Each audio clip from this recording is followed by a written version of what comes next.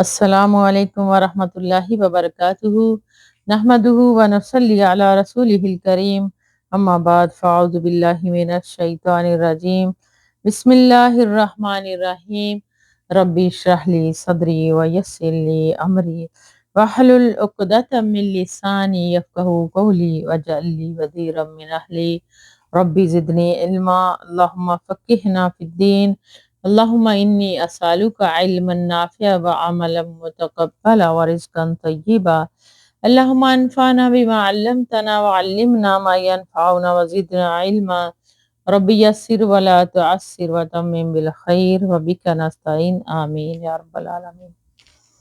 اس بات کا بیان کہ اللہ کے حکم کی اطاعت ضروری ہے، اور اس بات کا بیان کہ جیسے اس کی طرف بلایا جائے اور اسے نیکی کا حکم دیا جائے یا برائی سے روکا جائے تو وہ کیا کہے۔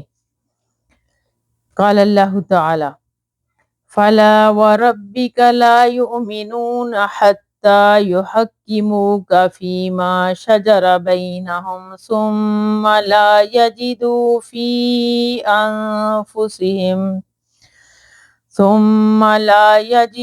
فِي أَنفُسِهِمْ حَرَجًا مِّمَّا قَضَيْتَ وَيُسَلِّمُوا تَسْلِيمًا۔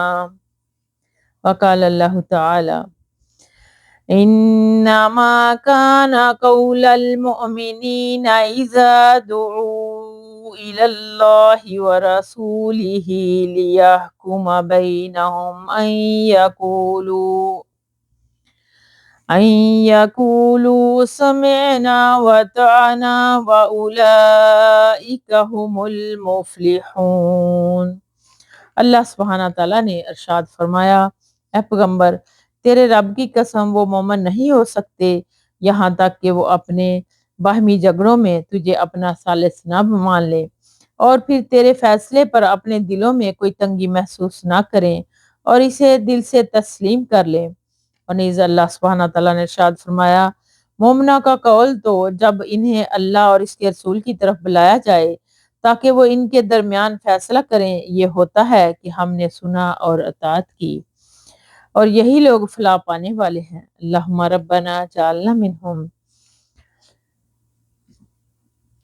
اسی باب کے متعلق احادیث حضرت ابو ہریرہ رضی اللہ تعالیٰ عنہ سے روایت ہے کہ جب رسول اللہ صلی اللہ علیہ وآلہ وسلم پر یہ آیت نازل ہوئی، للہ ما فی السماوات وما فی الارض وان تبدوا ما فی انفسکم او تخفوہ یحاسبکم بہ اللہ،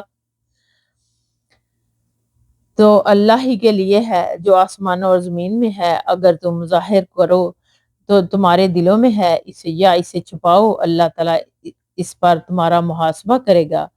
تو یہ آیت صحابہ کرام رضی اللہ تعالیٰ عنہ پر بڑی گراں گزری۔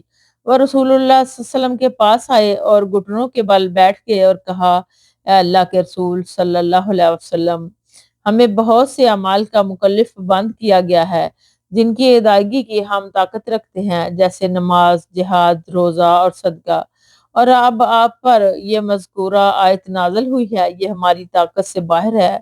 رسول اللہ صلی اللہ علیہ وسلم نے فرمایا کہ کیا تم اس طرح کہنا چاہتے ہو کہ جس طرح تم سے پہلے دو اہل کتاب یہود و نصارہ نے کہا تھا کہ ہم نے سنا اور نافرمانی کی، بلکہ تم کہو ہم نے سنا اور اطاعت کی۔ اے ہمارے رب، ہم تجھ سے بخشش مانگتے ہیں اور تیری ہی طرف پھرنا ہے۔ جب لوگوں نے آپ کے بتلائے ہوئے کلمات پڑھے اور ان کے ساتھ ان کی زبانیں رواں ہو گئی تو اللہ تعالیٰ نے اس کے بعد یہ نازل فرمایا، آمن الرسول بما انزل الیہ من ربہ والمؤمنون کل آمن باللہ وملائکتہ وکتبہ ورسلہ لا نفرق بین احد من رسلہ وقالوا سمعنا وطعنا غفرانک ربنا وإلیک المصیر لا یکلف اللہ نفسا الا وسعها لها ما کسبت وعلیہا ما اکتسبت ربنا لا تؤاخذنا ان نسینا او اخطأنا ربنا ولا تحمل علينا إصرا كما حملته على الذين من قبلنا ربنا ولا تحملنا ما لا طاقة لنا به واعف عنا واغفر لنا وارحمنا أنت مولانا فانصرنا على القوم الكافرين۔ رواہ مسلم۔ رسول اللہ صلی اللہ علیہ وآلہ وسلم اور مومنین اس پر ایمان لائے جو ان کے رب کی طرف سے ان پر نازل کی گئی۔ صحابہ ایمان لائے اللہ پر اور اس کے فرشتوں پر اور اس کی کتابوں پر اور اس کے رسولوں پر، اور وہ کہتے ہیں ہم اس کے رسولوں میں سے کسی ایک میں بھی فرق نہیں کرتے، اور وہ کہتے ہیں کہ ہم نے سنا اور اطاعت کی۔ اے ہمارے رب، ہم تیری بخشش کے طالب ہیں اور تیری ہی طرف لوٹنا ہے۔ جب انہوں نے ایسا کر لیا تو اللہ تعالیٰ نے اس آیت کے اس حصے کو جو ان پر گراں گزر رہا تھا منسوخ کر دیا اور اس کی جگہ یہ نازل فرمایا دیا، لا یکلف اللہ نفسا الا وسعها۔ اللہ تعالیٰ کسی نفس کو اس کی طاقت سے زیادہ تکلیف نہیں دیتا۔ جو اچھے کام کرے گا اس کا فائدہ اسی کو ہوگا، اور جو برے کام کرے گا اس کا وبال اسی پر ہوگا۔ اے ہمارے رب، ہماری بھول اور خطاؤں پر ہماری گرفت نہ فرما۔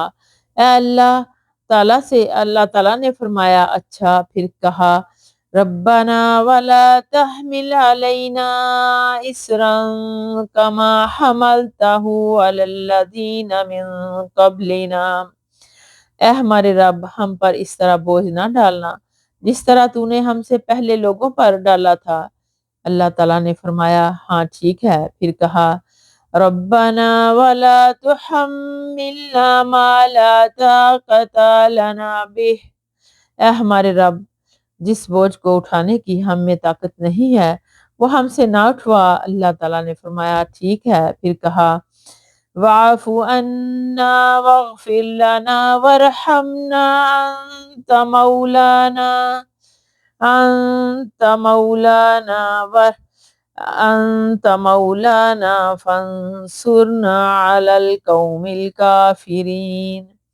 اور ہم سے درگزر فرما، ہمیں بخش دے اور ہم پر رحم فرما، تو ہی ہمارا کارساز ہے، چنانچہ تو کافروں کے مقابلے میں ہماری مدد فرما۔ اللہ سبحانہ تعالیٰ نے فرمایا ٹھیک ہے۔ رواہ مسلم۔ فائد نمبر 1، اس سے معلوم ہوا کہ پہلے انسان کے دل میں گزرنے والے خیالات اور وسوسوں پر بھی مواخذے کا حکم نازل ہوا تھا، جس کے روکنے پر کوئی انسان قادر نہیں۔ اس لیے صحابہ بجا طور پر سخت پریشان ہوئے، تاہم رسول اللہ صلی اللہ علیہ وسلم کی ہدایت پر جب انہوں نے سمع و اطاعت کا مظاہرہ کیا تو اللہ تعالیٰ نے اسے منسوخ فرما دیا اور وضاحت فرما دی کہ اللہ تعالیٰ کسی کو تکلیف مالا یا طاق میں مبتلا نہیں کرتا۔ اس لیے اب ہر مسلمان کے لیے ضروری ہے کہ وہ اللہ کے تمام حکموں کو بجا لائے، کیونکہ اب اس کا کوئی حکم ایسا نہیں ہے جو انسان کی طاقت سے بالا ہو۔ نمبر 2، خیالات اگر عزم کے صورت اختیار کر لیں لیکن انسان کسی طرح انہیں پایا تکمیل تک نہ پہنچا سکے تو اس کا بھی مواخذہ ہوگا۔ وآخر دعوانا ان الحمد للہ رب العالمین۔ سبحانک اللہم و بحمدک نشہد ان لا الہ الا انت نستغفرک و نتوب الیک۔ السلام علیکم ورحمۃ اللہ وبرکاتہ۔